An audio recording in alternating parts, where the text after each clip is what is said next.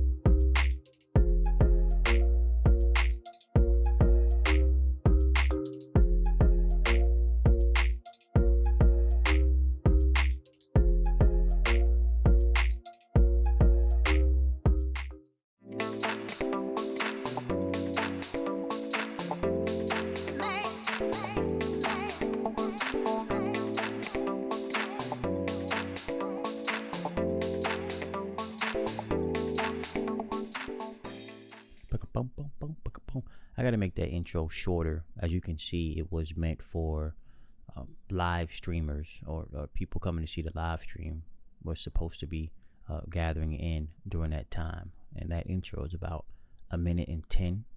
I'm going to reduce that to about half and see how I like that. But let's get this party started. So first up, we're going to talk about cold hands and feet. This is from one of my carousels. I'm going to try to look at the camera there and not the monitor. I was doing some post edits and I'm like, what are you looking at, dude? Like what's really going on? All right, so cold hands and cold feet. So this is from my Instagram carousels, where I had an Instagram group and I had members in that group. I asked them, hey, what do you guys want me to talk about? This was one of the topics, cold hands and feet. So some herbs that could help: bacopa, ashwagandha root, Siberian ginseng, ginkgo leaf, gotu kola, as well as ginger. Bacopa, gotu kola, sounds like I kind of said that twice for some reason, like bacopa twice, whatever. Anyways, what is cold hands and feet? Simply put, your hands and feet are cold even when you're in a warm environment. Again, your hands and feet are cold even when you are in a warm environment. Your circulatory system and the thyroid play a key role in warming the body. So the circulatory system contains your blood. Blood is warm. If blood isn't getting to a place, most likely you're going to be cold in that location. The thyroid can be one of the thyroid's function is to raise the body's temperature or to warm the body up, increase sweating, etc. Another thing too to focus on is in a holistic approach. Man, my voice was fine all the way up until I started recording. I woke up, went to my job, got home, spent time with the fam. I go to record, now my voice is like crackling. Maybe it's because it's the evening and I should be sleeping right now, but I gotta put this work in. I want to run that back. So the circulatory system and the thyroid play a key role in warming the body. The circulatory system contains blood. Blood is warm. Your thyroid, one of its function is to raise the body's temperature. Now, a holistic approach, your thyroid is a part of your endocrine system. The hypothalamus gland is the gland that controls your entire endocrine system. So the hypothalamus gland sends signal to your pituitary gland. The pituitary gland speaks to your thyroid. So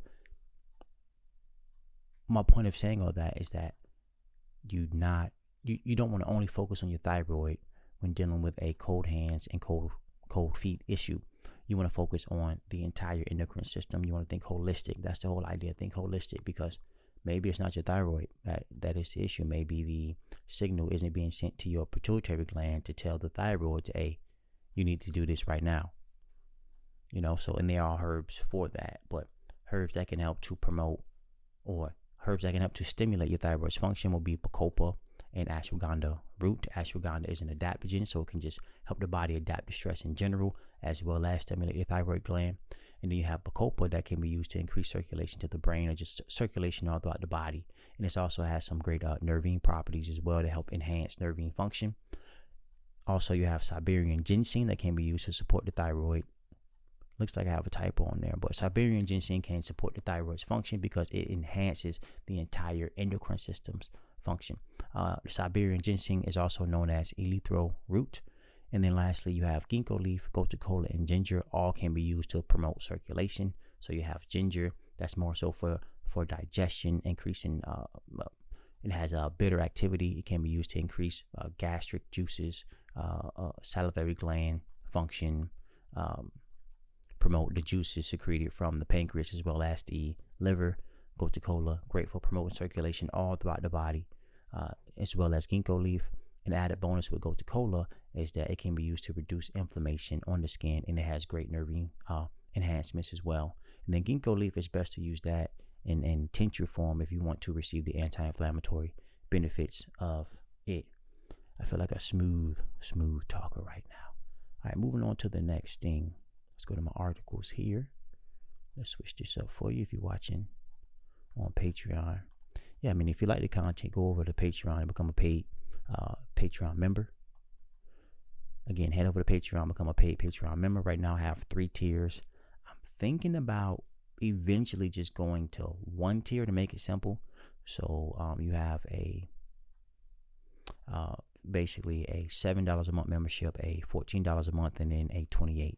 So I may just end up leaning towards the 28 once I get X amount of Patreon members on the other 2 tiers. And basically it's like, thank you for supporting early. Here's your forever discount, because once I get to a certain amount of memberships on, let's say tier 1 and tier 2, tier 1 being $7 a month and tier 2 being 14, then I just unpublish it so no one else can have access to it. And then I just leave the last tier up. But this is just an idea for now. So the second topic is basically BMC Medicine Retracts Flawed 2013 publication by Newmaster on DNA barcoding to authenticate ingredients in herbal products. Basically what happened is somebody falsified some stuff or was called out on some BS, and it ended up sparking an entire investigation where the Attorney General in New York had to get involved and started investigating herbal supplements in North America. And it's like, yo, well, they made up some stuff and here's why. So let's go ahead and get into it. Right under the heading, it says, investigative committee concluded that the journal article, which sparked the 2015 New York Attorney General investigation into herbal supplements, was based on fabricated and falsified data. ABC initiated expert opinion, called for article's retraction immediately after it was published. So the ABC was not playing around. So as you may know, as you may have already read in some media reports, on July 4th, 2024, the scientific journal BMC Medicine, they're based in the UK, if I'm not mistaken, retracted a 2013 paper titled DNA Barcoding Detects Contamination and Substitution in North American Herbal Products by Stephen Newmaster, PhD, and colleagues. The retraction is based on a new investigation by the University of Guelph, I believe that's located in Canada, which found evidence for data fabrication related to this article. 4 of the 5 authors contest the investigation's findings. As of July 9th, 2024, the Newmaster paper had been cited 640 times. So 640 times it's been cited in different other journals, blogs, etc. And the claim is that it was falsified stuff. So yeah, granted it was cited, but the data was incorrect. When it was published in 2013, the DNA barcoding paper created much media interest due to results suggesting that a high percentage, 59%, of the 44 tested herbal products sold in North America contained ingredients not listed in their labels, and that 32% were composed solely of adulterating ingredients. Pause. I was watching this in post, and I noticed I do a lot of eye movements and stuff like that, so I'm going to try to tone it down. A lot of I'm going to try to tone that down. I'm going to try. No promises.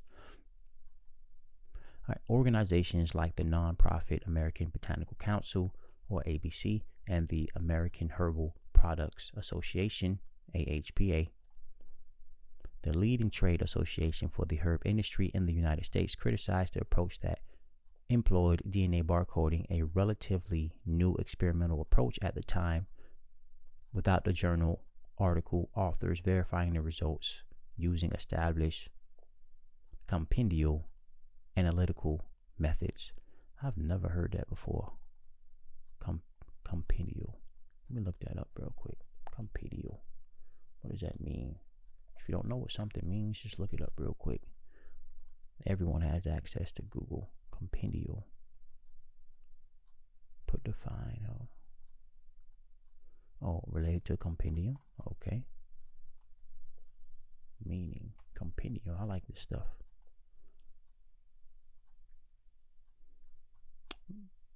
It's a comprehensive collection of information and analysis pertaining to a body of knowledge. Okay. Results using established compendial analytical methods. Gotcha. Okay.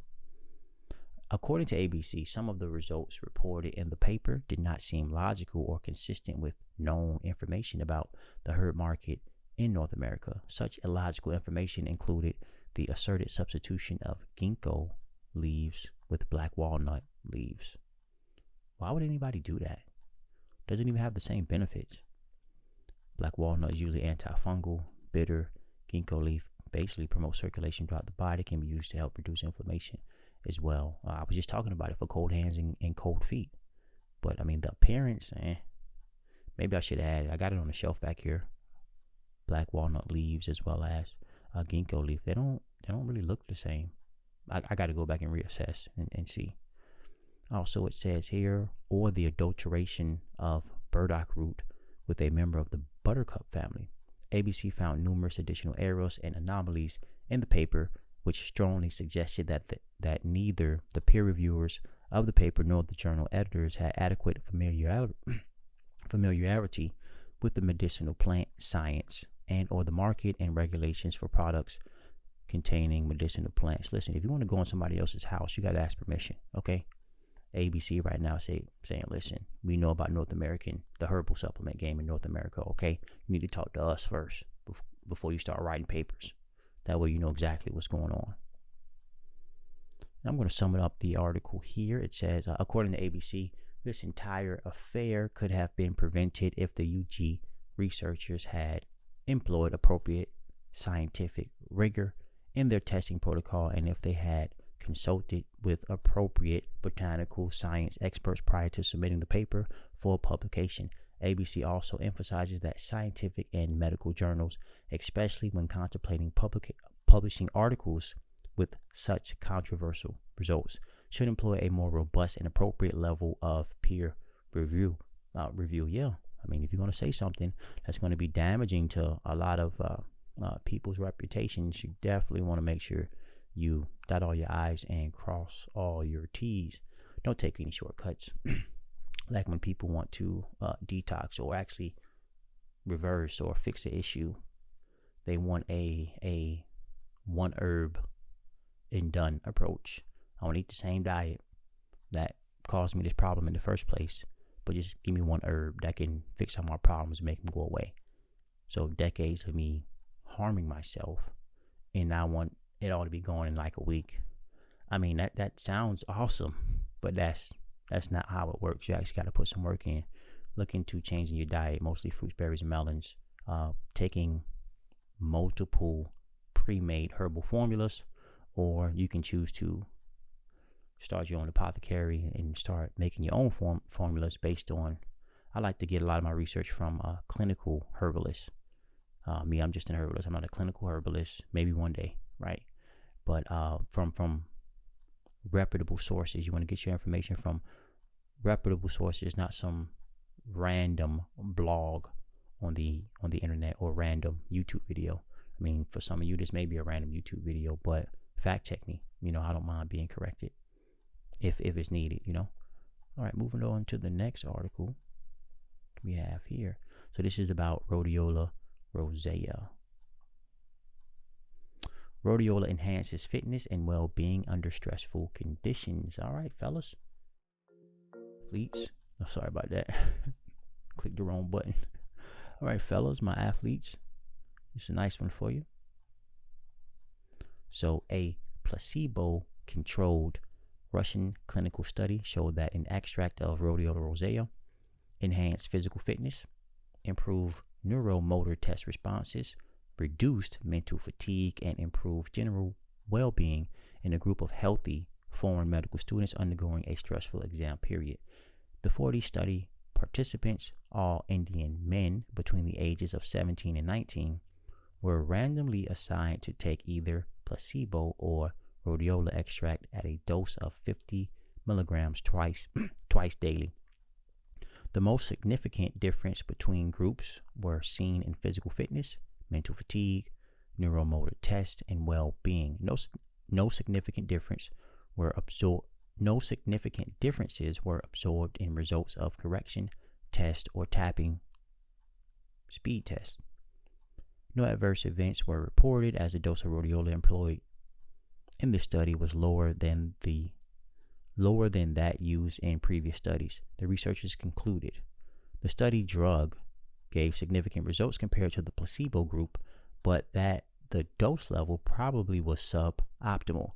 According to the authors, the majority of earlier studies on the anti-fatigue and performance-enhancing effects of rhodiola utilized single doses more than 3 times higher than the dose used in the study. So they're saying, 3 times higher, so 50 milligrams? When used in psychiatric practice for the treatment of